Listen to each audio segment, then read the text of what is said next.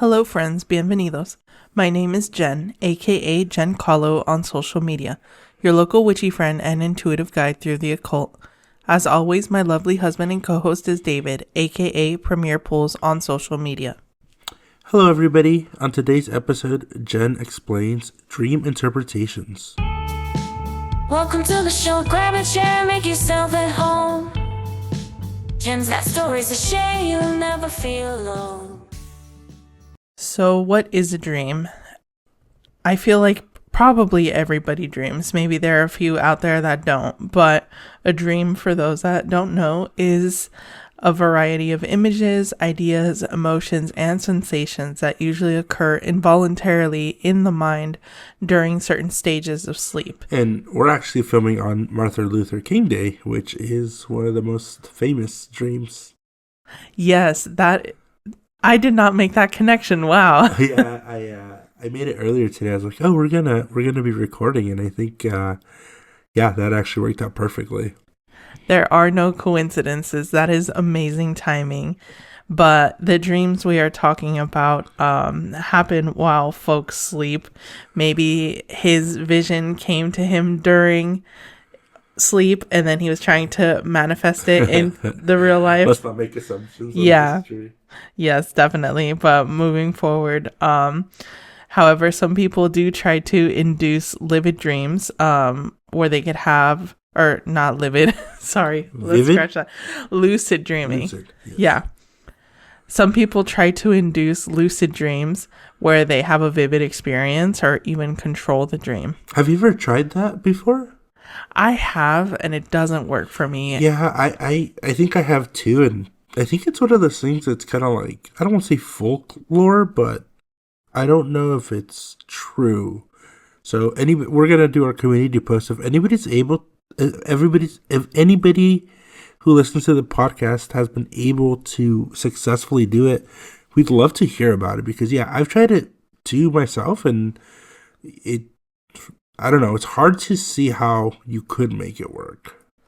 One of my friends, I was going to mention this later, but one of my friends in my coven is doing, I believe, Blue Lotus tea, and that helps her have the experience of lucid dreams. Is there any psychoactive ingredients in that? I have no idea. Blue Lotus, yeah, interesting. Well, I know most teas have caffeine, so. Yeah, but across cultures and time, dreams have been seen as important.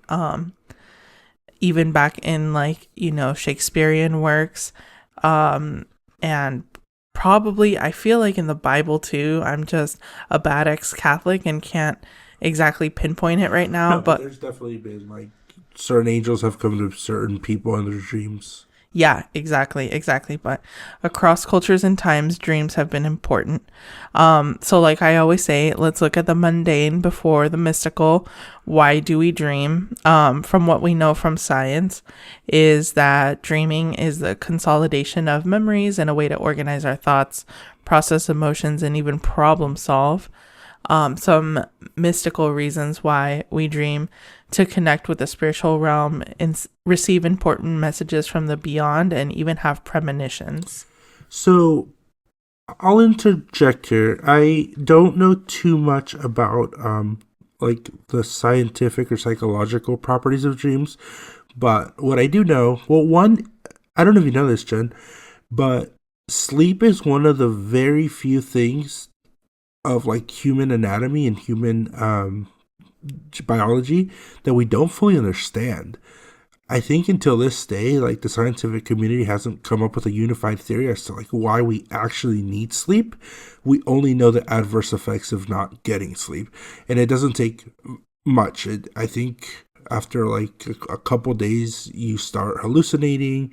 After a week, you start regressing, and then as it progresses, you can die from it, which is pretty intense. Obviously, the value of sleep is very important, but we actually still don't 100% understand why we need the sleep.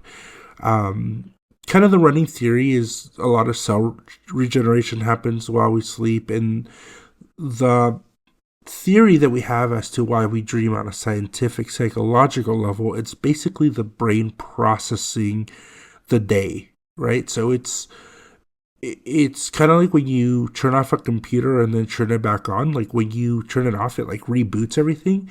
Well, it's kind of like that. And the best way we can interpret is kind of what we know. But what's interesting is during a dream, it feels like we're engaging all our senses, right? Which is, that's why dreams feel so real. But our senses are also, all they are is really just electrical impulses that we are able to interpret. They go to our brain. So those same electrical impulses, the same thought processes, are the same ones that fire during the dream. So it's a combination of like reality and not reality, because we could also get into like what is reality, right? Reality, some would say, is just the interpretation of how we see the physical world, but that also gets processed and filtered through our thoughts, our synapses, and our kind of brain. So it's interesting because, you know, dreams do that as well. Yeah, definitely. And certain things that we ingest, like medications or certain supplements, can affect how we dream or what we dream of. But I feel like most dreams probably don't mean anything, because again, then like it wouldn't be special, right? If you're having like epiphanies or like, you know, visits from a spirit every night, I feel like, I don't know, that would just be exhausting. Maybe some people experience that. And I do agree, because I think one of the things that parents tell you as you're growing up is like, don't watch the scary movie or you'll have dreams. I love scary movies, and I rarely, if ever, have dreams about the scary movies that I watch. I'll watch a scary movie or read a scary book before I go to bed, and I don't ever remember a time where I actually had dreams about it. So, yeah, I think it's random. It's not necessarily anything that actually has cognition of its own.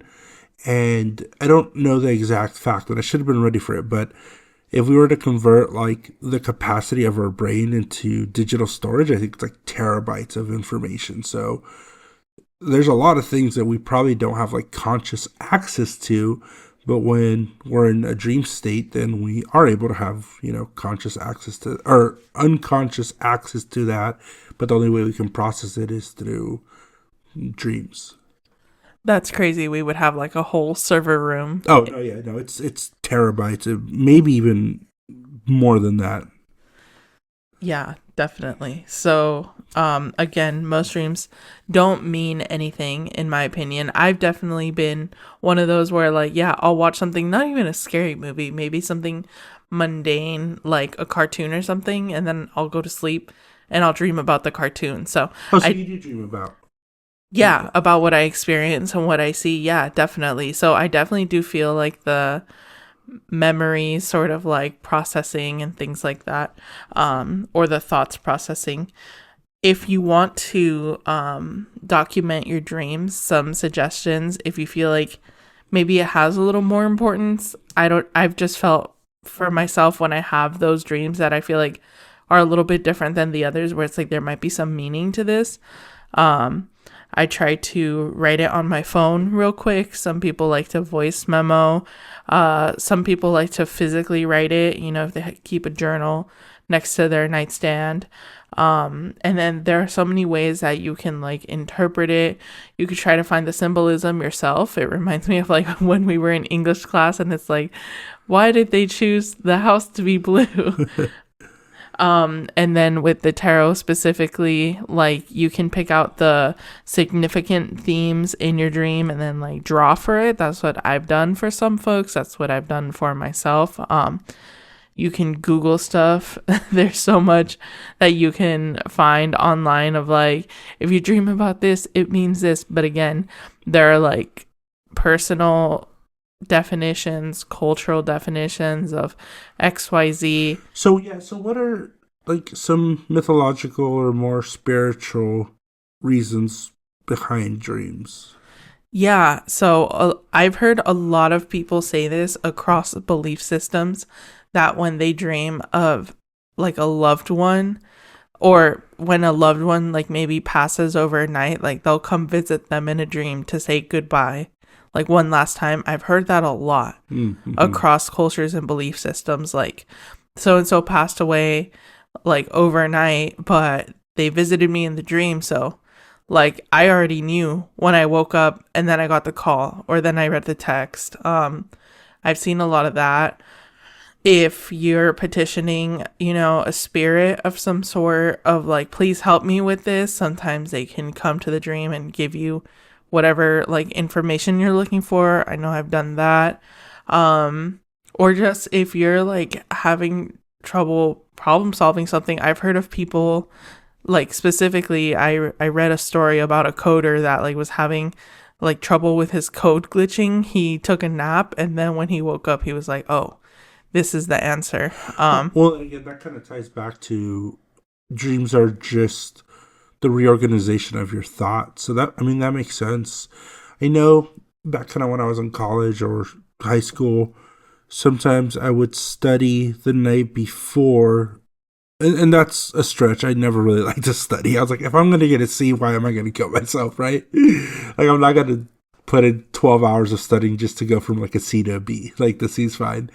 But I remember I had read somewhere that it was good to study like the night before on the things, because then as you study them during the nighttime, your thoughts are able to like process and organize and kind of get things straightened out. So in the morning, you kind of have a better understanding on that. And then I guess that's also a really good probably explanation for that saying that says like, just sleep on it. Right? If you're in an argument or you're having a problem with something or someone, maybe in the moment you're really heated, you can't see things too. But if you literally sleep on it, take the night, then the next day, usually you're a little clearer with expectation and communication.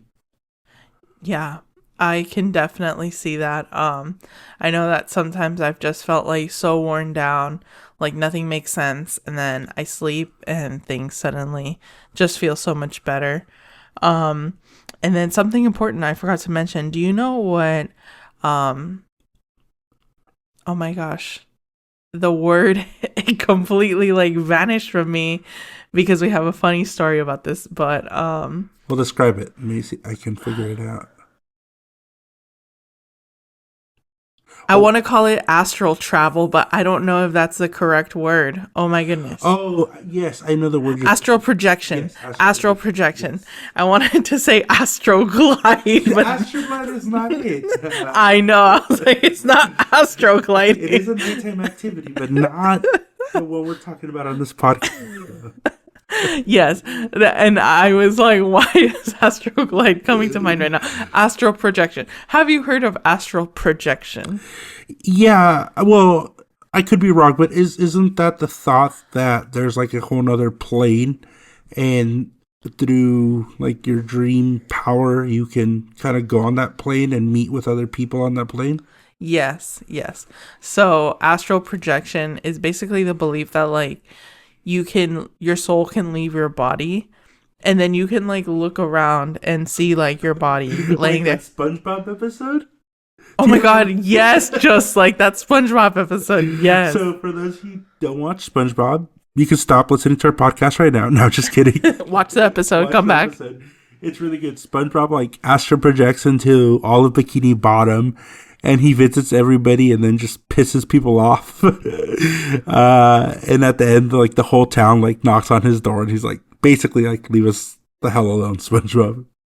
Yes. I would be too scared to try to astral project because then I would feel like, what if I can't come back? I'll go get you. Don't worry.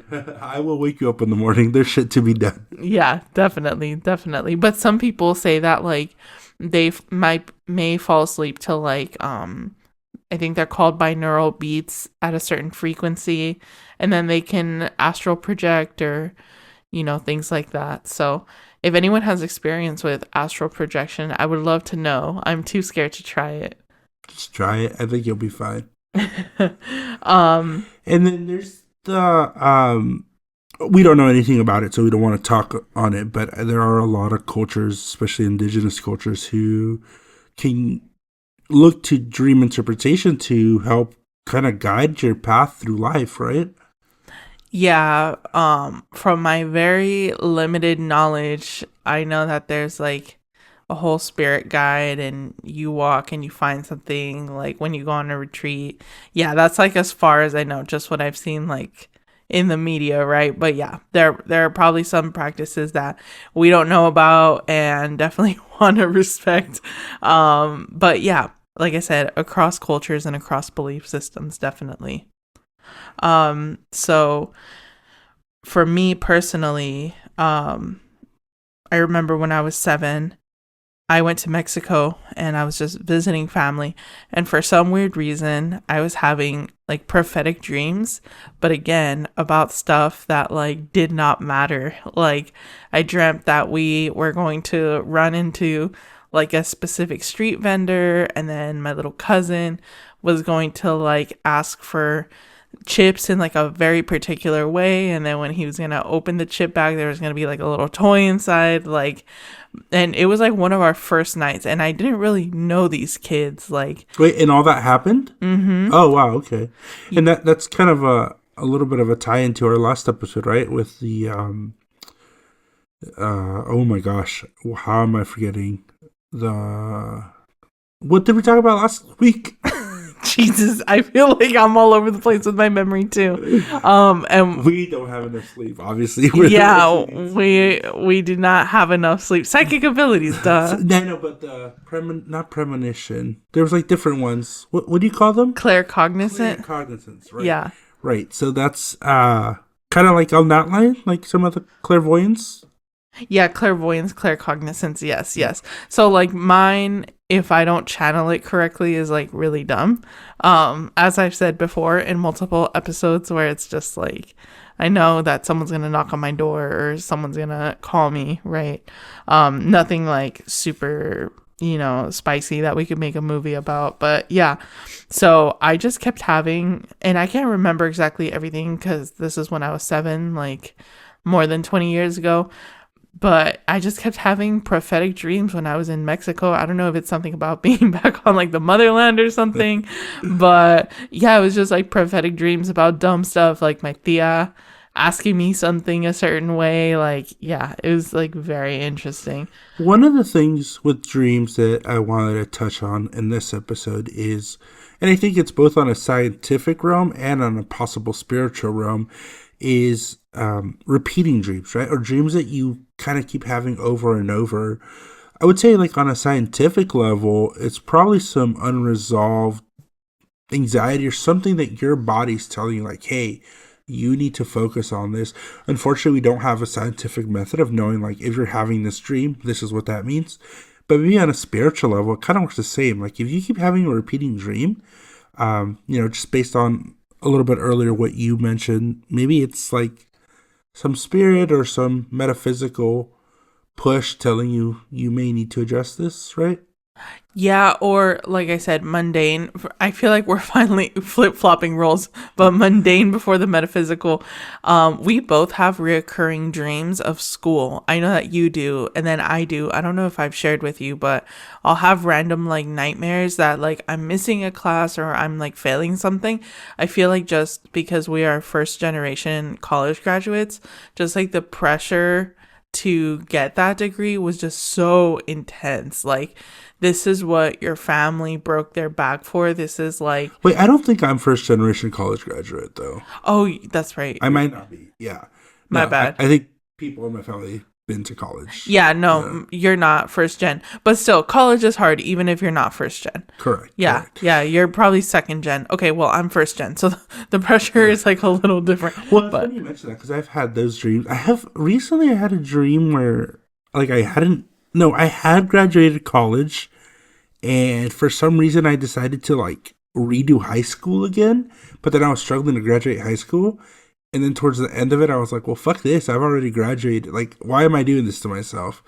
That's one. Or the other one was that I just wasn't going to graduate college because I couldn't pass a test. So very interesting that both you and I have like academic recurring dreams. Yeah, so I just feel like when you have like a stressful, traumatic experience, like it can come back in dreams for sure. And then like I mentioned, like when you ingest things, it can definitely like mess with your dreams. So one of my medications has been giving me nightmares since day one. And then I looked on Reddit and I was like, what the hell, is anyone else having this same experience? And then they were like, yeah, this medication works great for, the thing it's treating, but then like it gives me these like horrible nightmares. So someone suggested like taking the medication in the morning instead of at night. I asked my doctor about it, and then he said, yeah, if you're having like a lot of intense nightmares, then that's fine. And now my dreams are like less intense, but I went like 3 months with having a nightmare every night. So I'm definitely feeling like a little slow. I'm definitely feeling the effects of like, I was asleep, but every night I felt like I was fighting for my life. So I don't read too much into those dreams because it's like They're induced. they're like medication induced. I know the reason behind it. Most of them are like super nonsensical. So those I probably wouldn't analyze. Have you ever had a dream where you were like, oh my gosh, this could be a meaning? Yeah. So I've had a couple, but the most recent one was I was having a disagreement. Like a disagreement with my mom, and I didn't know how to like tell her something. Like I had a final point I wanted to say, and I was like, how do I say this? And then I had a dream, and it just felt like different. It just felt like more intense. It didn't feel like a nightmare, and it didn't feel like a normal dream. And she just sat me down and said, I just need you to say it. It was super simple. And then I woke up and I felt like, yeah, just like an epiphany, like I solved a math problem like back when I was in high school. It just hit you. It just hit me. And I was like, oh my God, shouldn't I? But I was like, I gotta trust my gut and or my dream in this case. So I called her and I told her, there you can be truthful, but you can be kind, right? Like the truth doesn't always mean being an asshole. So I spoke my truth, but like in a kind way, and then she was very receptive to what I had to say. So I was like, hey, that worked out. That was cool. But again, that kind of could just go back to our earlier, conversation of sometimes your body or your mind is telling you, maybe subconsciously, like, hey, this is what you need to do. Yeah. Yeah, definitely. Cool. My dreams for the most part are pretty mundane. I think I have a general understanding that dreams don't really mean much to me, so I either forget them or just don't really read into them too much. But I can say some of and I don't even want to say it's like the dream part, but some of like the trippiest nighttime things that I've done or experience has been under general anesthesia. Not anesthesia, anesthesia. So I've gone under several times, mostly when I was younger, but I do remember, like, it's really weird. It's kind of what you see in the movies. They're like, count down from 5, and literally by the time you're at like 2, you're out. So you count down, and then you don't remember anything. It's like beyond sleep. It's almost, I don't want to say you feel like you die, but you feel like you just disappear, and then you wake up immediately. And I think maybe the body, well, there's that famous book, right, of like it's called The Body Keeps Count or The Body Keeps Score. Mm-hmm. And I think something doesn't jive with the fact that you're asleep and you're experiencing like physical trauma, right? Because if you're going under, you're being cut open. I think the body might not understand it. So it's like, it's one of the deepest sleep you can have. And all of a sudden you're awake, you get put under and you wake up. It's like almost instant. But obviously like a lot has happened in that sleep. So anybody who's like been under, share your experiences, and I kind of want to see if they match. It's a very, very weird type of sleep and dream. You wake up very loopy. One of the funniest stories that my mom likes to tell, and I don't remember it too much, but I guess I woke up and I thought like the janitor was a giant chocolate bar. And I was like, oh, like I want to eat the janitor. It's like a big like Hershey bar. What a beautiful chocolate man from White Chicks. But yeah, that's kind of the most trippy dreams I've had. And then I've had college roommates and people who have like have seen me or slept in the same room as me say that I talk a lot, that I'll have like full on conversations while I'm sleeping. So I don't sleepwalk. I think my mom may have sleepwalked when she was younger, but I definitely sleep talk. Like I have full conversations. And I mean, maybe you could attest that or tell people. Oh my God, you really do. And I can tell how he's feeling based on what he's saying. So when we were first dating, and I think, like honeymoon phase, right? He would crack. I'm still in the honeymoon phase. No, he would crack a lot of jokes in his sleep. In like the first 2 years, he would always be trying to tell me a joke while he was asleep. One of the ones that sticks out to me the most is like, what did the boy turtle say to the girl turtle? I turtly love you. I don't know why, but that's just something that he told me in his sleep. But when he's really like stressed out or burnt out, like completely just done with the job, he'll leave voicemails in his sleep, and he'll say it like crystal clear, like, hi, my name is David, I'm with so and so, please give me a call back at this number, blah blah blah blah blah blah. And that's when I'm like, babe, you either like need a long vacation or you need a new job. That's happened, I think, at this point like 3 times. Yeah, no, I think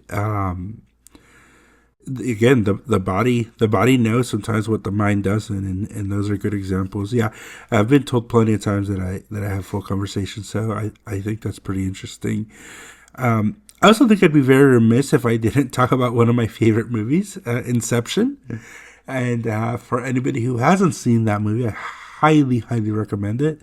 The premise is really interesting, and I don't know if we have any way of doing this. I don't know if it would be true or not, but basically it's a group of people who can hijack your dream and then set like an idea while you're sleeping and basically manipulate you into thinking that whatever idea they want you to like have, they can insert it while you're sleeping. But then in the movie they go like a dream within a dream within a dream, which is like super trippy. I had to watch it a few times to get it. But I thought that concept was always super interesting. And again, I don't think we have a way of doing that, but if we did, I think it would make sense that it would hold some truth, right? Because if you're inserting something into somebody's psyche, at some point, like, it can maybe manifest itself or show itself. That's why a lot of times with criminal cases or things like that, recollections are not always taken as like fact. And there have been studies where it shows that people can be manipulated into having like false memories. I know it's going a little off tangent, but if we were able to quote unquote hijack dreams, I'm sure it could work. Yeah, I've heard of like people trying, this is going a little more into like manifestation, but like while they sleep, they like play like tapes, like, I don't know, Rich Dad, Poor Dad, or whatever, like the power of positivity or the law of attraction. Like I've heard people try to do all that stuff to try to like subconsciously manifest things into their life. And then I wonder, they probably dream about success and then they try to make it happen. But that feels like it'd be a little more disruptive to your sleep. And I should have looked this up a little bit more. I think we're dreaming when we're in our REM cycle, right? I believe so. Okay. And we probably should have talked a little bit more about the sleep cycle, but it's kind of like waves, right? You start going down, and you're not fully out. You get the most rest, and you start kind of the healing and the reorganization happens during REM. And I think I read somewhere or saw somewhere that like cycle itself is not very long. Like we have the 8 hours, but that doesn't mean, well, if you're lucky enough to get 8 hours, I feel like our generation, it's like, what do you want the most? It's like 8 hours of sleep. But let's say you're fortunate and get 8 hours of sleep. Not all those 8 hours are rest. Like a lot of it is coming up, coming down, but like where you really get the rejuvenation or the reset is during that REM sleep. Yeah, I believe it's about, depending on the person and how deep of a sleeper they are, between like 30 minutes to 2 hours a night. Yeah, and that's, if you think about it, if there's 24 hours in a day, you're only getting like, let's say an hour at most. Like that's not much for recuperation. So Yeah. Speaking of, I'm still catching up because like I said, this medication has been like messing with my sleep, so I feel like I'm like not as sharp right now, but duh. A dream is how I started working with Persephone and Persephone energy. Duh. How did I forget this? So I had a dream that I was like, and again, this felt like a different type of dream, right? I was in like what I imagined to be like the catacombs of Paris, probably. And for some reason, they were flooding and I was like gonna die. wait, And I don't think Paris has catacombs. they don't? Well, Or is it London? probably London, because London's an island, right? I feel like. But Anyway, we'll research this later. I want to say Paris does, but anyway, I was somewhere underground with a bunch of skeletons, and the water was rising, and I was gonna drown because I don't know how to fucking swim. And then all of a sudden, like I get basically like pushed out towards like an exit, and then I'm like, oh my god, this water like disappeared. This is great. And then I see like it looks like a cave. And then this like skeleton head and skeleton hand like wave at me. And it said, don't be afraid of me. I just want to help you. And covering the skeleton head, it looked like a veil made out of like stars, like a star cloth. And then it handed me a blue rose. And I was like, what the hell? And yeah, it's a talking skeleton. So I was freaked out. And I reached out to, some of my connections, like, what does this mean? What do you think? And then, I did get like, the answer was split. Some of it was like, you're getting an invitation from Santa Muerte. jeez. Yeah, but then the other half was saying it could be Persephone because Persephone is the queen of the underworld, and she changes forms because, spring, summer, she's up here, but then fall, winter, she's with Hades. And then I did a tarot read because I was like, okay, well, it's split. And then after like analyzing all of this, I was like, okay, this is kind of making sense. It's like one or the other. I think just like culturally, it makes sense that like Santa Muerta would give me an invite, but she requires a whole lifestyle of devotion. I can't give that. I don't have enough energy, and I'm just gonna set myself up for failure. So I'm gonna respectfully decline from Santa Muerte. But yeah, when I did the reading, like, is this Persephone energy? I did get the Four of Wands, which is a very strong indicator of yes. If you look at the artwork, it's a couple that is like married and holding hands in the distance, and that's representative of Persephone and Hades. And I was like, oh cool. And then I sort of like thought about it. I didn't immediately like jump on it, and then I kept getting like little similar dreams and hints, and then eventually I was like, I think this makes sense for the next step in my life. Especially I was getting a new job. I was really trying to like reinvent myself. I was getting out of like a not so balanced situation. Anyway, just like a complete overhaul. And I started working with Persephone energy, and I've got to say things have been pretty good. So right now on my spirit team, you're going to keep hearing me mention Persephone and Archangel Raphael. And you have something on your altar for her, correct? Yeah, I have candles and a pomegranate. Surprising that pomegranate has lasted a while. I didn't know pomegranates didn't go bad that easily. Yeah, I don't know, so where I used to work, they had a pomegranate tree, and I would see them kind of rot all the time. But what I heard is that if your offering is accepted, it won't mold as quickly. Ooh. So it's a good sign. That's probably going to be one of our episodes down the line is offerings. You mentioned, and I told you about this stream. It happened a couple months ago, but you mentioned how you don't know how to swim. One time when I was going through quite a bit, I think I was just maybe burnt out or anxious or whatever. Remember that dream I told you?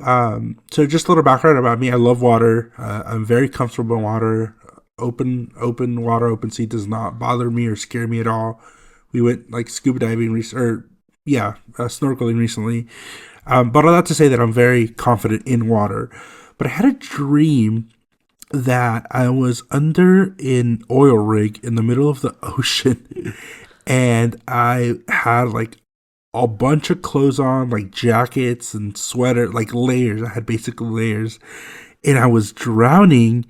And as well as I can swim and feel comfortable in water, A, it was like under a oil rig, so it was super scary already. And then B, all the clothes was like weighing me down, so I couldn't like swim to the surface. And it was really, really scary. But what was interesting that my mind had to put a scenario so intense, because if I would have just been in the water, it wouldn't have been scary. But it like took the thing I'm good at and basically judoed me and said like, no, even the thing you're good at, like I'll find a way to scare you. And I think that was just anxiety like put in a picture, right? But it was just really interesting because it's like why would I be afraid in the ocean? But then I got a reason to be afraid in the ocean. Yeah, and at that point you were really like burnt out and overwhelmed, and I think it tracks with the emotions in your dream. So I feel like that dream was significant in telling you like, Yeah. you're overwhelmed. You remember when I shared that with you? I do. Yeah, that was wild. All right, well, we're going to go into our questions. We didn't have anything in the community post for psychic abilities. I'm guessing that one was just pretty self-explanatory, but if you do have anything, feel free to go back and share your stories, or if you feel like you have one of those clairs that Jen talked about last week, like we'd love to hear about it. So, and then for this community post for the dream ones, like let us know your dreams. Let us know your, what are some of the creepy or interesting or memorable dreams you've had. So we start with our first question that was submitted on Spotify, username Gatito, which means cat for our non-Spanish speaking listeners. It says, what does it mean when you have a dream when all your teeth fall out? Yeah, so this is a very common one. I've never had it, but I hear a lot of people have it. The consensus is usually like a fear of a loss of control, or like a fear of failure, some sort of anxiety about like not being in control of something. So that's what I've read. And then if someone were to just ask me that, I would say the same thing, because all your teeth falling out once, like that's super unprecedented. That would be very like anxiety inducing. Very extreme. Yeah. So if there were any other like surrounding themes or events in your dream, it would be very interesting to analyze. But yeah, dreaming that your teeth fall out, it's like a scared to lose control for sure.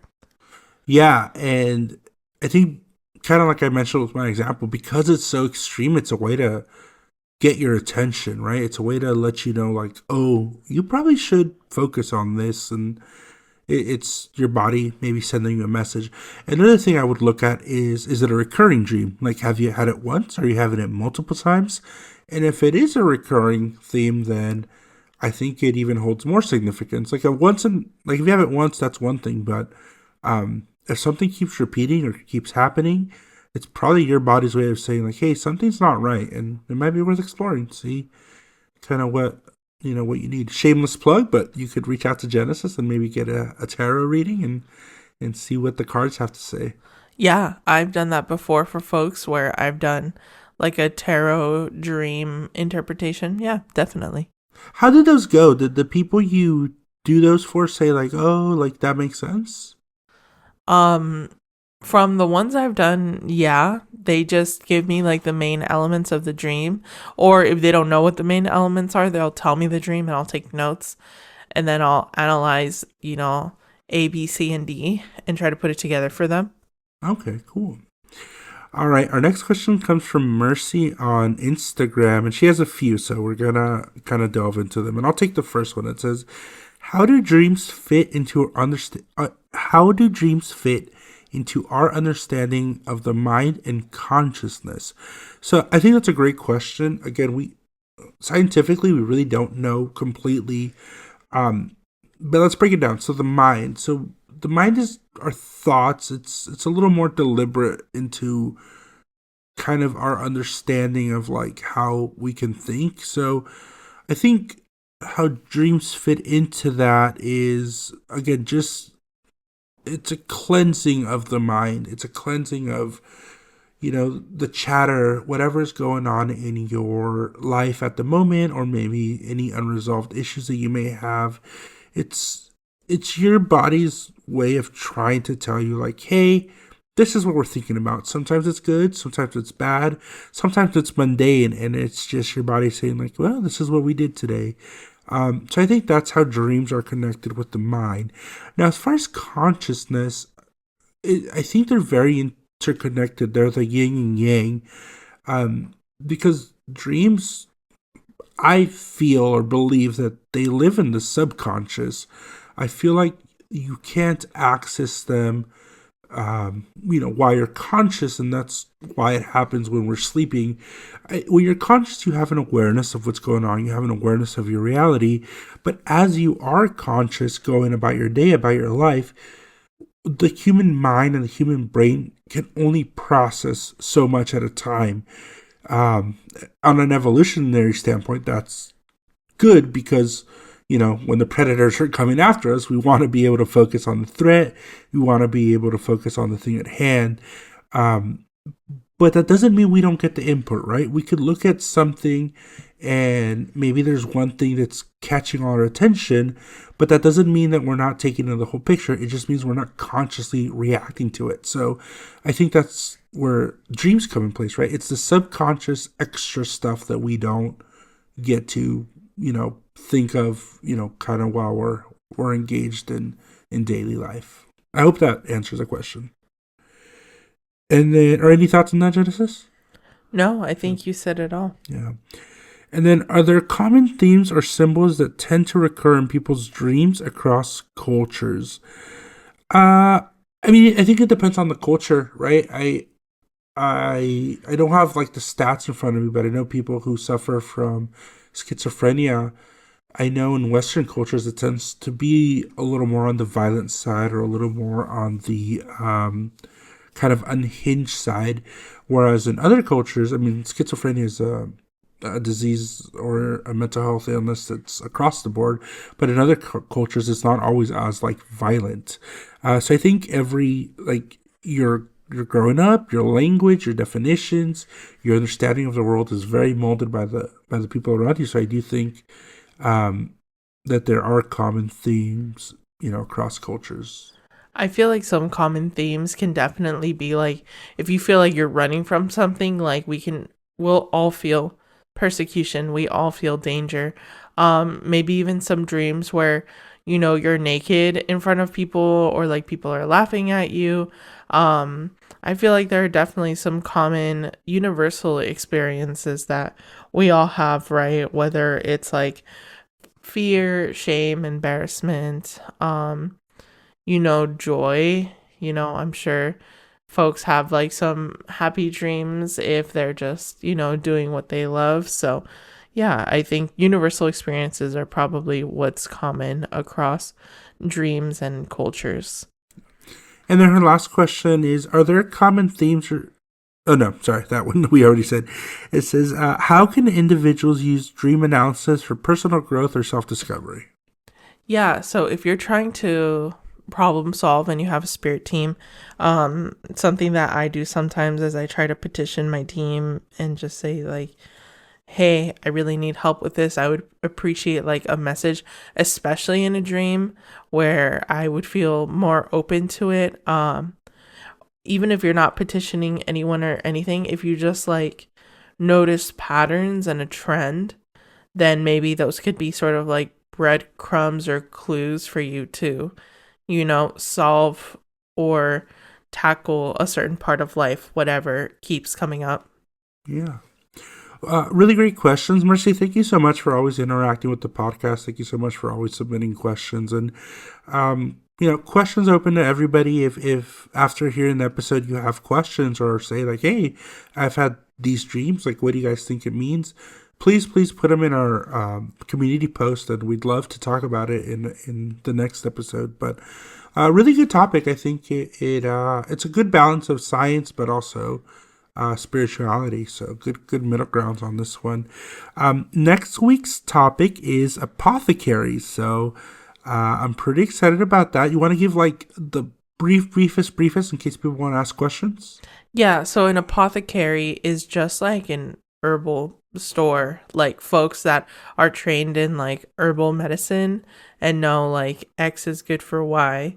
Um, so we'll just be talking about a little bit how they were back in the day, do some historical research, and how like especially in the United States, they don't really like exist anymore outside of like either cultural use or metaphysical use, and then some commonly used herbs or spices.